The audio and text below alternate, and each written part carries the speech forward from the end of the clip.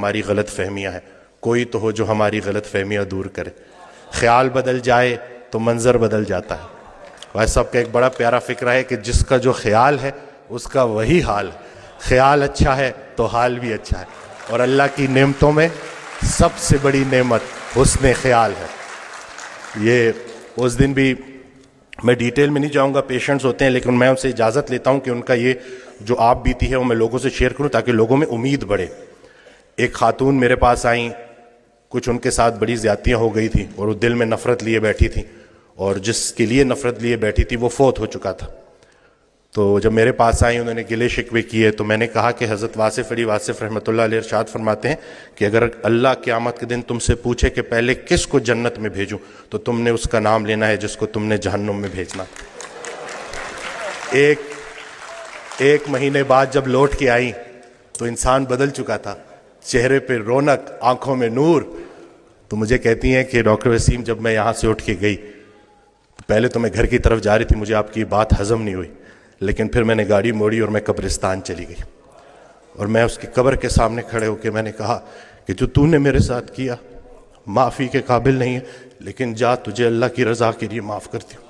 اور کہتی ہیں کہ اس رات میں اتنی میٹھی نیند سوئی کہ مجھے دوائی لینے کی ضرورت بھی نہیں پڑی۔ یہ جو نفرت ہے نا، ظرف دکھانا ہے، اور اتنی کوئی بڑی بات ہے ہی نہیں۔ مقصد بندہ ہے تو نتیجہ بھی بندہ ہے، مقصد اللہ ہے تو نتیجہ بھی اللہ ہے۔ تو سب سے پہلے تو ہم نے اپنی توقعات کو مومن کرنا ہے، زندگی مومن ہو ہی جائے گی۔ اصل میں ہماری توقعات مومن نہیں ہو رہی، ہم نے ایکسپیکٹیشنز اتنی بڑھا دی ہیں، ہر کسی سے ہم توقعات رکھتے ہیں سوائے اللہ کے۔ تو اپنا گھر، اپنی تنہائی، اپنی قبر، اسی کے اوپر فوکس کریں۔ ہر انسان سے اس کا اپنا پوچھا جائے گا۔ جس شوہر کو اپنی بیوی میں صرف برائیاں نظر آ رہی ہیں، اصل میں اس کو اپنی تمام برائیاں اپنی بیوی میں نظر آ رہی ہیں۔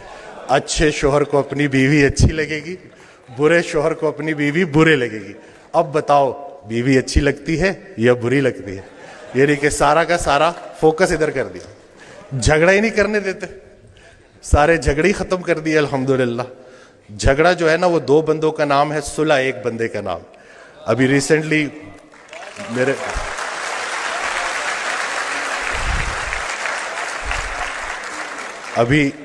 میرے ساتھ ایک واقعہ ہوا، میں گاڑی ریورس کرا تو وہ برانڈ نیو گاڑی تھی، وہ لگ گئی، وہ پیچھے سا غلطی میری تھی، تو میں اترا تو وہ بڑے غصے میں میری طرف آئے، تو میں نے فوراً معافی مانگ لی نا کہ مجھے نظر نہیں آیا، میں بہت معذرت کرتا ہوں، اور بہت زیادہ میں نے ان سے معافی نا۔ تو ابھی وہ غصہ ان کا ایک دم سے اتر گیا، کہتے ہیں آج کل معافی کون مانگتا ہے؟ تو میں نے کہا جی وہ نقصان چھوڑے، نقصان کو اپنا نمبر دے اور رابطے میں رہیں گے۔ تو میرا بڑا دل تھا میں ان کو بولوں کہ اگر کوئی معافی منگوانے والا پیچھے کھڑا ہو تو بندہ ضرور معافی مانگتا ہے۔ تو یہ کسی کے حوالے سے زندگی گزارنا کتنی آسان ہو جاتی ہے، اگر ہمیں پتہ چل جائے تو ہمارے سارے جھگڑے ختم ہو جائیں۔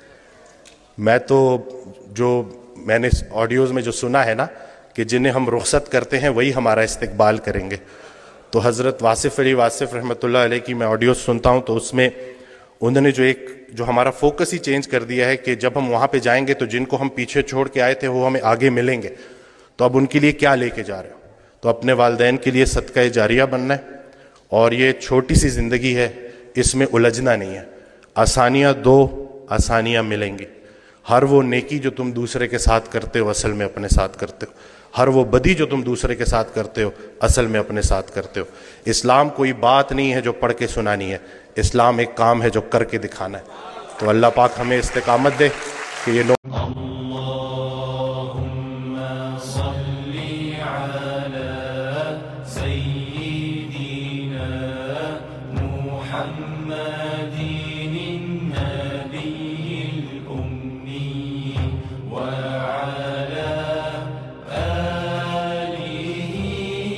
وصحبه وسلم۔